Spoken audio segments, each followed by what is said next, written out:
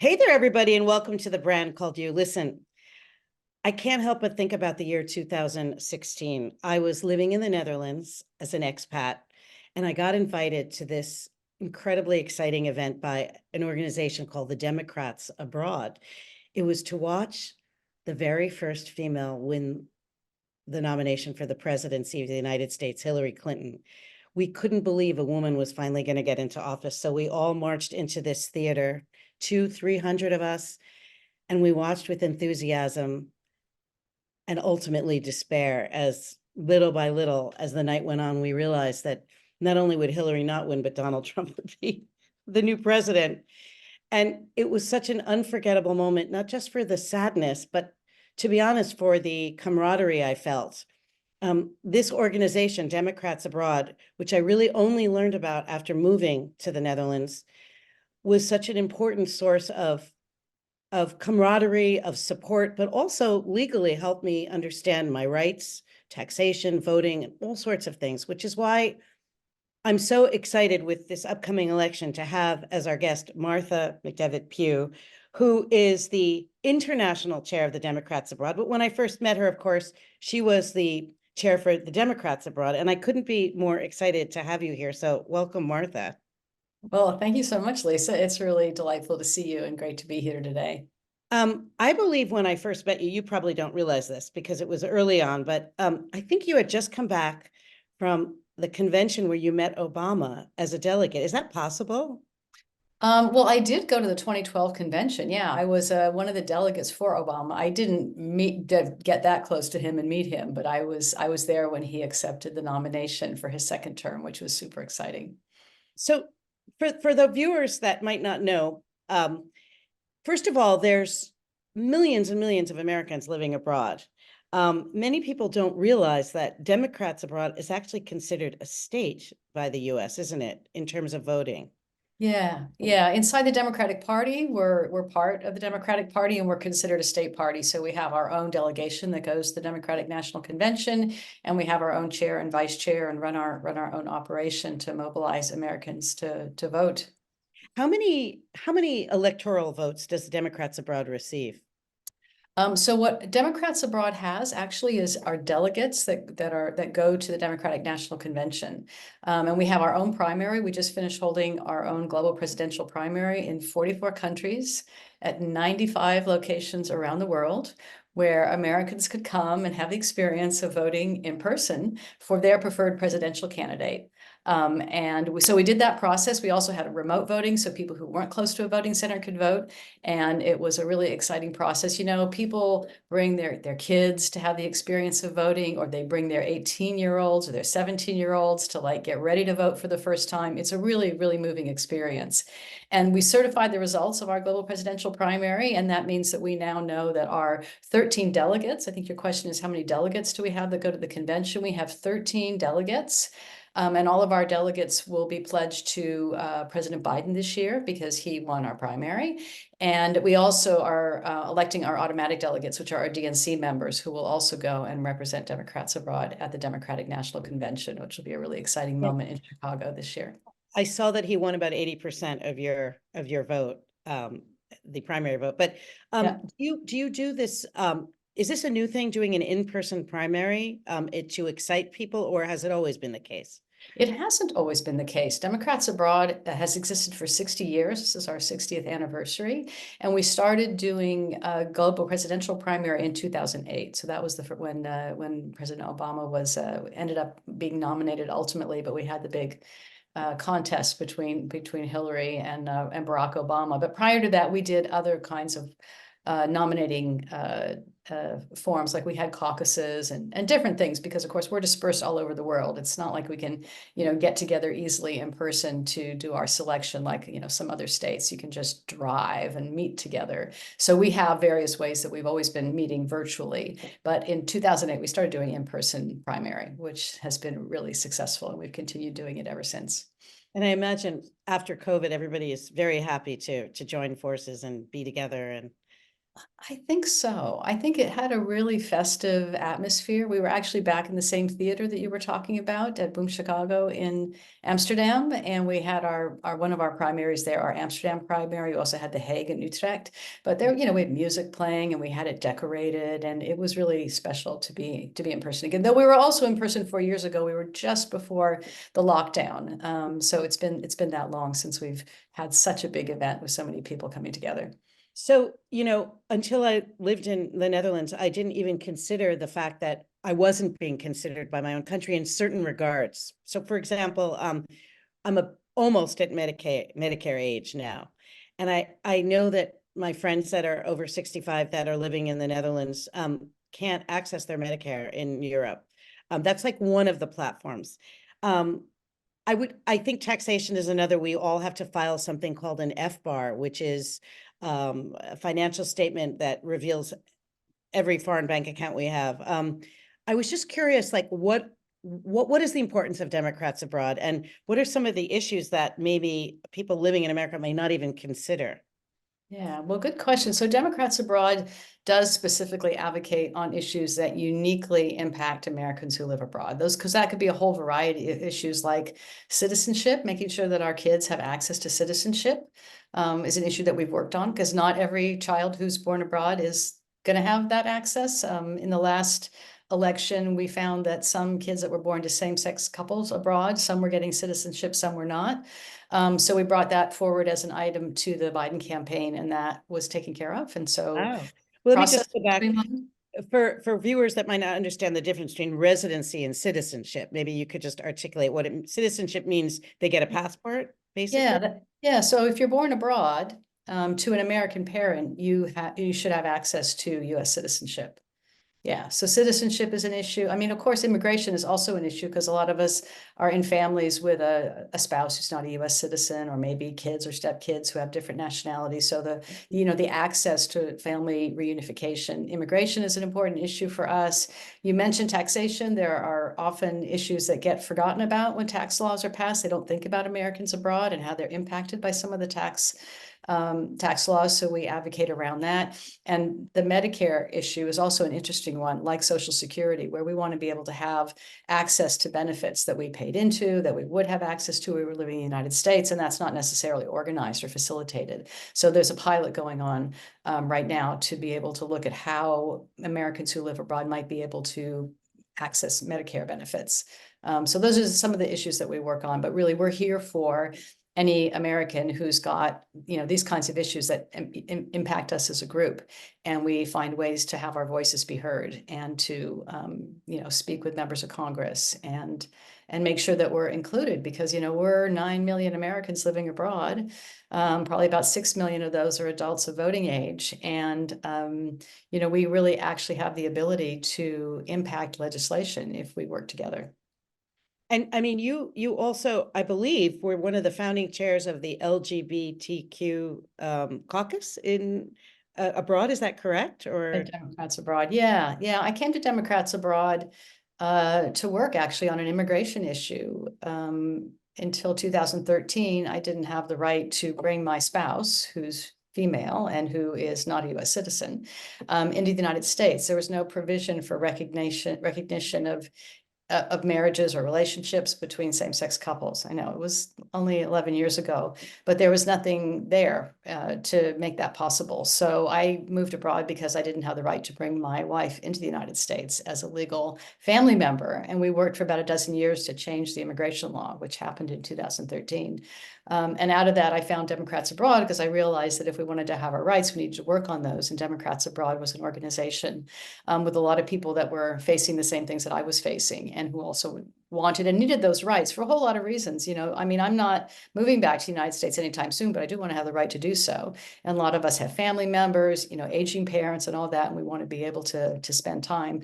And so I was one of the founders of the LGBTQ plus caucus at Democrats Abroad. I mean, one of my favorite stories, we both have a friend, Bob Brager, a lawyer who's an expat, also has a similar story to yours. He was not able to marry his Dutch partner in America, so he moved abroad. But his story is that he was a Hillary supporter, and he was at the DNC meeting the new candidates for the first time, and an unknown guy named Barack Obama was in line shaking his hand, and he mentioned to Obama, he said, I'm living abroad because I have to. I have no other option. I'm gay and I can't live in America. And he said, Obama shook his hand, turned away, and then turned back for a second and said, how awful. And he said it was in that one moment of recognition when he said how awful that he immediately switched his loyalties to Obama. He said there was genuine realization and concern, you know. Yeah, Um, but yeah. I mean, so you were do you think that that would have been an impossibility now, that kind of legislation that you were able to help foster? Well, we worked on that legislation for about a dozen years, and it was actually considered as part of the last comprehensive immigration reform bill, which did pass the Senate in 2013. But even in 2013, the last thing that they removed from the bill was the recognition of a same-sex spouse. So it wasn't in that bill. And of course, we have not had any comprehensive immigration legislation in the United States in decades. The last bill that was proposed, a bipartisan bill that was proposed recently, also didn't make it. So we actually won our rights through the courts, through the Supreme Court. A lady named Edith Windsor, who was a widow, who'd lost her spouse and had to pay an enormous tax bill because her spouse was considered a legal stranger, went to court. Wow. Went to Wow. court and said, that's not fair. That's not fair that I had to pay that tax bill. She and her wife, the Aspire, were legally married in New York, but there was a law called the Defense of Marriage Act that prevented the federal government from giving any recognition to their marriage. So she went to court and she won, and that took down part of the Defense of Marriage Act, and it allowed us to access federal benefits. And immigration is actually a federal benefit. So we had marriage equality in a number of states, but states cannot grant you any immigration rights. So that's actually how we won our rights. Do you, Yeah. how would any of the rights that were won for Democrats abroad be affected by a potential Trump administration, or perhaps with this new Supreme Court? Right. Well, we've seen already what a Trump administration does to Americans abroad. The $2 trillion tax giveaway that the Trump administration pushed through in his presidency had really negative impact on Americans abroad. It didn't take into account that there were a lot of small business owners who were living abroad and who got swept up in a part of that law that was meant to tax the big companies and allow them to at one time repatriate some of their earnings. So it had a really negative effect on Americans abroad. And, you know, it's very important that we be considered. And the Supreme Court today probably would not have ruled in favor of Edith Windsor. So, I mean, I think we can see that it's very important that we elect Democrats in this coming cycle. And to your question of what does Democrats abroad do, we're here to support Americans who live abroad throughout the voting process, to educate them about the fact that they can vote when they live abroad. A lot of people don't know that. To actually show them take them through the process. We have our own website called votefromabroad.org, where people can go and they can fill in the forms and send them to their local election official. And then they need to follow up and make sure that those forms are received, that they're on the voting rolls, and they should receive a ballot 45 days before an election. And of course, they have to fill it in and return it. So we're here. We have a help desk that takes people through the entire process, supports any American abroad who wants to vote, and make sure that those votes are properly returned. And we encourage voters to follow up and make sure their ballots were counted. Are there an equal amount of Republicans as well as Democrats abroad? I once went to a Republicans abroad picnic when I first moved to the Netherlands, primarily because the guy that ran it had been a contractor for the U.S. Army, and he had Oscar Mayer hot dogs, and I was like so excited to finally have an American hot dog. But I just wonder, I mean, do we have equal representation abroad for, in other words, how important is our vote abroad in the swing states, for example? Yeah, well, Republicans abroad or Republicans overseas, those organizations really have a different purpose and are organized differently. And you mentioned earlier, Democrats abroad is part of the Democratic Party. We have our own representation at the convention. Republicans abroad doesn't have that. They don't have their own delegates from abroad that come to their convention. So they don't have that particular role in selecting the nominee. So a Republican would have to vote back in their state, which, anybody can do. I mean, our members have the option to vote with us or in their state. So they're organized really differently. I think they're more of a fundraising organization. And as far as winning in swing states, I mean, we find that many Americans living abroad are Democrats, as some are Republicans. But a lot of voters in swing states are really eager to vote Yeah, and to make a difference. We saw in 2020 that the votes of Americans abroad in both Georgia and Arizona were larger than President Biden's margin of victory. So we feel that we really made an impact and made a difference in the results of that election. interesting. I had a question.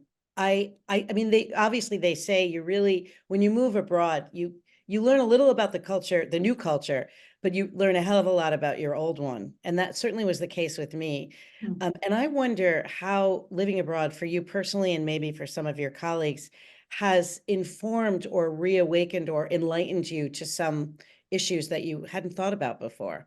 For example, maybe climate change, or I don't know, but I was just curious if you've gotten kind of a new perspective or a more enlightened perspective since living abroad. Yeah, well, I think I certainly have developed a new perspective. I mean, we read different news when we're abroad. We, look at things sometimes also from the perspective of a Dutch person. Like you, I live in the Netherlands. I think there's some of that, but I did really rediscover my passion and my interest in really making a difference and having my voice be heard when I moved abroad, because I realized that there were issues that really affected me, and I didn't want to disappear and fall off the map just because I wasn't living in the United States anymore. And I also just came to recognize how special it is to have a vote, and to be able to let my voice be heard and to reach out to other people and have them do the same thing. So I think, yeah, I think making a difference and participating in democracy has become more and more important to me living abroad. What are some of the platforms that the Democrats abroad are currently engaged in? Are they still engaged in reparations, for example? Yeah, we have a number of task forces. We have a reparations task force that's done some really incredible work to raise the issue of having a commission study the issue of reparations federally, but there are also a number of those commissions that are moving forward on a state level. We have a task force. I'm sorry, I want to just stop you right there. Could you explain what that means, the reparations? Like, can you just elaborate a little on that? Yeah, no, the reparations task force looks at reparations of Black Americans from the period of slavery. So they look and they raise awareness around the fact that there never were any reparations. There really never was anything that was done to heal and to provide, resources to people who had been enslaved and their labor had been used without any compensation whatsoever. And we have had reparations of many other kinds in the United States. Japanese Americans have had reparations. When we have, natural disasters and storms, people get reparations, but Black Americans have never been the recipient of those kind of reparations, and it's something that needs to be studied, and where we need to look and see what's possible there. And what other kinds of, issues are going on? Yeah, task forces. So you mentioned already a couple of them. We have a taxation task force. We have a Medicare portability task force about being able to access your Medicare benefits when you're abroad. But we look at a whole range of issues like Social Security. It's another issue where you don't necessarily get your full benefits if you live abroad. You Uh, don't? no, there's some provisions that make it more challenging, and a lot of Americans abroad have to choose between taking the pension that they've earned when they're abroad or to access their Social Security benefits. So that's another issue. During the COVID epidemic, we created a vaccination task force because not everyone who was abroad, being an American, being a foreigner in the country they lived in, had access to COVID vaccinations. And we created a task force to work around that issue because that wasn't being facilitated I by didn't the know US that. government. How did Yeah, you how did you facilitate that? Like, did you make it more possible for Americans to get those vaccines? I don't think we accomplished everything that we wanted to accomplish with that work, but we did raise the issue, and we continue to raise that issue, that it's really important that Americans who live abroad are also, on the radar of the US government when we live abroad, because, we're impacted. Many of us were able to get vaccinations, and that, allowed us some room to travel and to be safer where we live. But there were a few countries where foreigners were excluded from those programs. And we want to make sure that that doesn't happen again. Yeah, or, I mean, the Netherlands just had a very different um, timeline and take than the US did. And quite a Yeah, few of my friends ended up flying back to America to get vaccinated months ahead of when they could have gotten yeah, it in, which yeah, is crazy, but something you don't even think about, right? yeah, I yeah. have a personal question because I can't believe how fast the time has gone by already, but I'm a I'm a little bit of a gossip monger, and I love these convention stories. Like were you at the last couple of conventions? Yes, I was. I mean, can you give me some good stories? Like, was it fun, for example? Is it exciting? Did you see anyone? I got to hear some dirt. Anything. Any Oh, little detail. yeah. Conventions are really wonderful. Of course, 2020 was on my couch because it was a virtual convention. So you Oh, really miss right. that. Right. Okay. But they're really like progressive days of getting less and less sleep. There's a whole program during the day, and we're really looking forward to this in Chicago. And I'm really excited that our candidate application period is open, and we're going to have a great delegation going to the convention in Chicago, who will elect at the end of May. But there are activities all day long. So there's an official program, there's caucuses, there's all kinds of groups, and it's just one senator, the first lady, a congressman, a mayor, just one after another coming and speaking. And it's one of the things that makes it so special to be a delegate, though those meetings during the day from 9 to 5 are open to the general public. Delegates are credentialed, they get in the room a little bit quicker, but it's really wonderful that that's another form of democracy, is that people come together and they get to experience that kind of messaging and contact and all of that from our representatives. And then in the evening, there's the official program in the venue. In this case, it'll be at the United Center in Chicago, where again, we have speaker after speaker, it's televised, and we have the formal part where we count down the states and we read out our votes and we formally nominate our candidate. But it's super exciting, and you're there in the reading and you don't know who you're going to run into. It's really thrilling and really exciting, and it's also just a really great place for us to network, to meet each other, to collaborate, because it kicks off a very intensive period going into the general election, where it's really important that we get the enthusiasm and the willingness of people to do what it's going to take to be able to vote. Um, I always think Michelle Obama as a professional storyteller, I think she's one of the best speech yeah. givers ever. Her structure is amazing, but who is your most like whose speech just blew you away? Or, talk. Well, now that you mentioned Michelle Obama, I can't get her out of my head. But yeah, no, her speech, when they go low, we go high. I mean, her speeches have always been incredibly inspiring, as well as, former presidents, and President Obama's speeches, President Clinton's speeches have also been, really, really inspiring. But what I really like about convention is it's such an incredible spectrum of speakers, from mothers who've lost a child to a disease or to gun violence, to Mm. people who are activists and advocates in their communities, to, like rock stars and, musical entertainment, but really all the voices from all across the country, from all age groups, are heard. And it really gives you such a feeling for what's at stake in an election. Like, these are people who are all up to something, who care about something, who are impacted by something, and who want to see a new future, who want to see something possible. So, we're all about, votefromabroad.org. Let's expand the electorate. Let's get more people out there, because all of those stories are so inspiring and so important. And really, as a country, there's so much that we can do if we work together. Um, I don't want to end on a negative note, but I really fear the information gap is so prevalent. I wonder, how I have a cousin who's a MAGA sort of Trump supporter, and he's a great guy. He does not get any of the same information that I do.